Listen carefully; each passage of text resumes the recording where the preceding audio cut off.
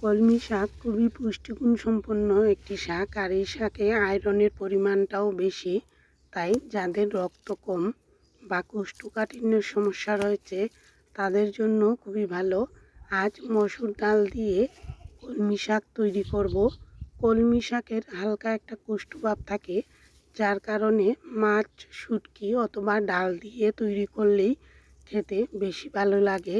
শুধু শুধু কলমি শাক ভাজি করলে অনেক সময় খেতে ভালোও লাগে না, আর মাঝে মধ্যে রুচি পাল্টাতে এইভাবে ডাল দিয়ে বিভিন্ন শাক রান্না করলে খেতে খুবই ভালো লাগবে।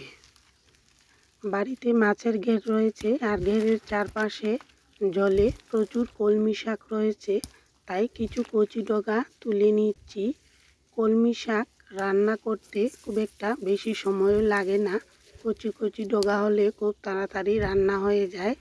ডাল দিয়ে তৈরি করলে একটু সময় বেশি লাগে, তবে রান্নাটা খুবই সুস্বাদু হয়, আর ইচ্ছে করলে রুটি বা ভাত দিয়েও খাওয়া যায়। অল্প মসুর ডাল দিয়ে যে কোনো ধরনের শাকই রান্না করলে খেতে খুবই ভালো লাগে, আর শাকসবজি খাবারের তালিকায় থাকলে যাদের কোষ্ঠকাঠিন্য রয়েছে বা হজমের সমস্যা রয়েছে তাদের জন্য খুবই ভালো। শাকগুলো তুলে নিয়ে ভালো করে বেছে ধুয়ে নেওয়ার পর কুচিয়ে নিয়েছি। ডালের সাথে কলমি শাক বেশি কুচানোও লাগে না, একটু বড় করে দিলেও হয়, আবার ছোটো করে কাটলেও রান্নাটা তাড়াতাড়ি হয়ে যায়। ছোটো বাটির 1 বাটি মসুর ডাল ভালো করে ধুয়ে ফুটিয়ে নিচ্ছি। পরিমাণ মতো জল দিয়ে দিলাম। শাক কিন্তু ঢেকে দিলে প্রচুর জল বেরোয়, তাই জল কম দিয়েছি। আর রান্নাটা মাখা মাখা করব, তাই অতিরিক্ত জল দিলাম না। অল্প লবণ দিয়ে নেড়ে চেড়ে দিলাম, তাহলে তাড়াতাড়ি ডাল সেদ্ধ হবে।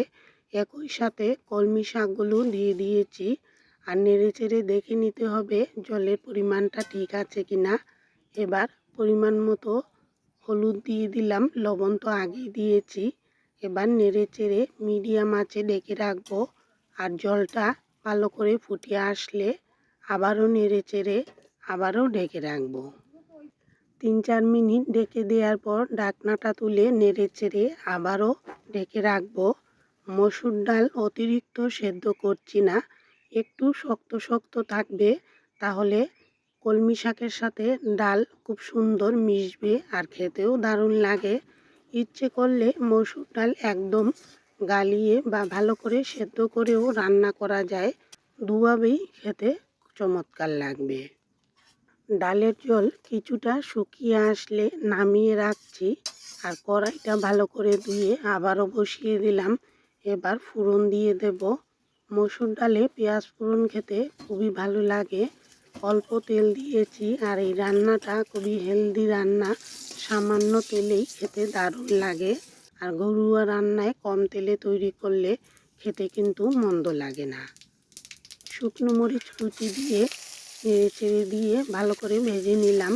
অল্প একটু পাঁচ ফোড়ন দিলাম, ইচ্ছে করলে জিরা ফোড়নও দেওয়া যায়। সেই সাথে দিয়ে দিলাম পেঁয়াজ কুচি আর তেজপাতা। মসুর ডালের সাথে পেঁয়াজ ফোড়ন দিলেই ঘ্রাণ খুব ভালো হয়। পেঁয়াজগুলো একটু সোনালি সোনালি কালার হয়ে আসলে এবার সেদ্ধ করা ডাল আর শাক দিয়ে দিলাম, আর নেড়ে চেড়ে এবার নামানোর আগে লবণটা দেখে নামিয়ে নিতে হবে। এই রান্নায় লবণ একটু কম করেই দিয়েছি, সামান্য একটু চিনি দিলাম শেষের দিকে।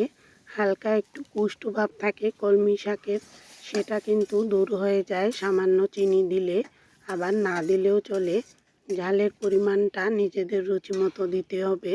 আর কলমি শাক এভাবে ডাল দিয়ে তৈরি করলে রুটি ভাত সব কিছুর সাথে খেতেই দারুণ লাগবে। কেমন লাগলো রেসিপিটি জানাতে ভুলবেন না। আর এতক্ষণ পাশে থাকার জন্য সবাইকে অসংখ্য ধন্যবাদ।